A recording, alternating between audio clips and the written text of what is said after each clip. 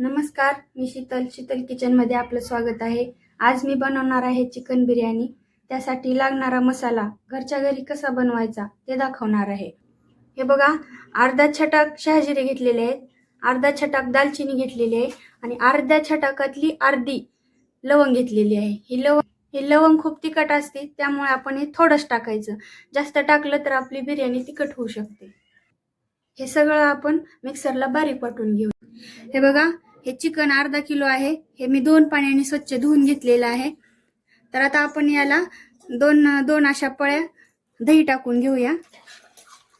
ह्याला असं व्यवस्थित असं कालवायचं। आता आपण मगाशी मी गरम मसाला दाखवलेला तुम्हाला हे वाटून घेतलाय मी। हे टाकायचं 2 चमचा आणि चवीनुसार मीठ टाकायचं।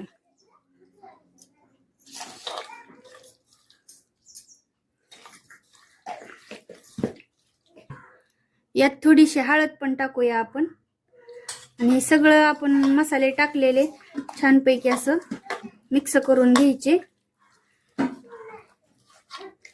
सगळे एकजीव करून घ्यायचं कालवून।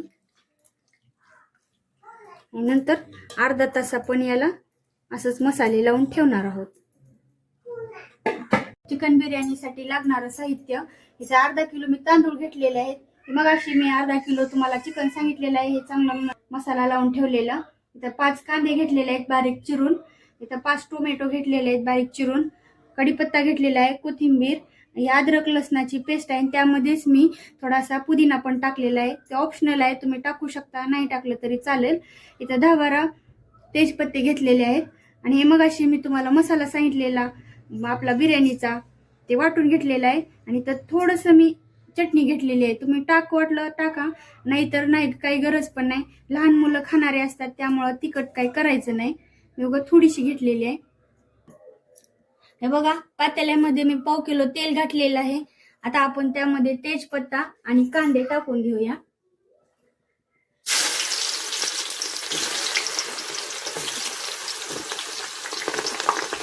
ह्याला लालसर असं परतू द्यायचं।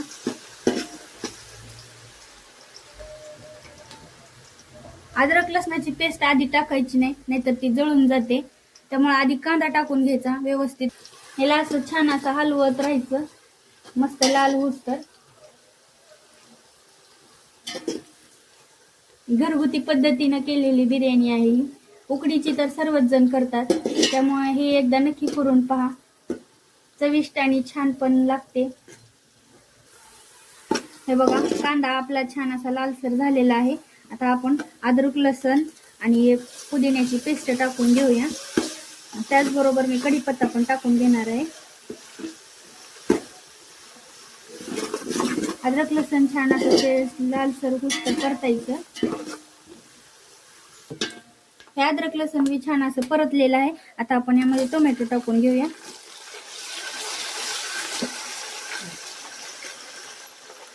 टोमॅटो टाकला की लगेच मगाशी मी वाटून घेतलेला मसाला, गरम मसाला सगळं टाकून द्यायचा आहे ह्याच्यात। आणि चटणी पण टाकणार आहे मी। याला छान असं परतून घ्यायचं। हे टोमॅटो असे हे करायचे, मऊ होऊस्तर परतायचं।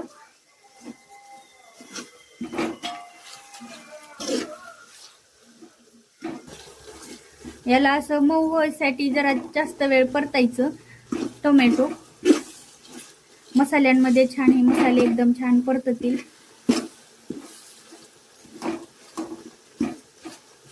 बारीक चिरून घेतल्यावर काही एवढं वेळ लागणार नाही याला परतायला। हे बघा, हे छान असं परतलेले आहेत सगळे मसाले। हे मगाशी मी मटण हे लावून घेतलेलं मसाले टाकून घेऊया। बघा, याला तेल सुटूस तर आपण मस्त असं परतलेलं आहे। तर आता आपण यामध्ये पाणी टाकून घेऊया। हे बघा, मी पाणी गरम करून घेतलेलं आहे, आता आपण यामध्ये टाकून घेऊया। पाणी गरम करून घेतल्याने आपला भात आता सुटसुटीत होणार आहे।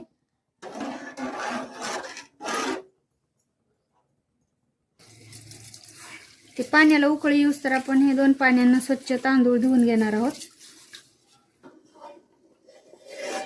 हे बघा पाण्याला उकळी आलेली आहे. तर मी मगाशी तांदूळ धुवून घेतलेले आहेत ते यामध्ये टाकणार आहे.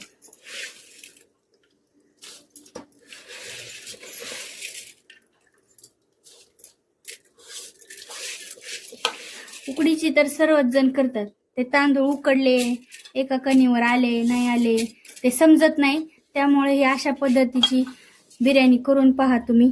खूप छान होते, खायला पण एकदम चविष्ट लागते. मग अशी मी चिकनचं मीठ टाकून घेतलेलं होतं, त्यात आपण या तांदळाचं मीठ टाकून घेऊया. मग अशी जर टाकलं असतं तर चिकन खूप खरड झालं असतं आणि भाताला मीठ लागलं नसतं. मीठ टाकून मी याला हलवून घेणार आहे. हलवून घेऊन याला 5 मिनिटं झाकण मारून ठेवूया. 5 मिनिटानं झाकण काढले, आपल्यातलं पाणी आटलेलं आहे. आता आपण याला बारीक गॅस करून 5 मिनिटं आणखीन ठेवणार आहोत. असं झाकण मारून घ्या जेणेकरून वाफ बाहेर जाऊ नये. तर बघा आपलं पाणी पूर्ण आटलेलं आहे. आता यामध्ये आपण असं पाण्यामध्ये कलर काढून घ्यायचं आणि असं टाकायचं.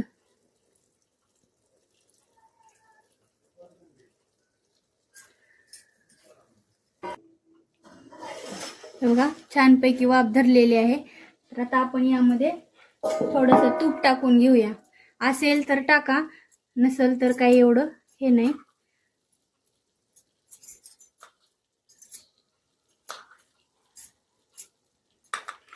तुपाने जरा छान अशी चव येते.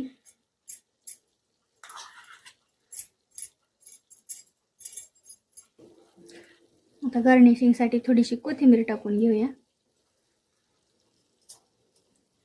आणि 2 मिनिटं झाकण मारून घेऊया. हे बघा छान अशी आपली बिर्याणी झालेली आहे. हे बघा किती सुटसुटीत असा भात आपला झालेला आहे.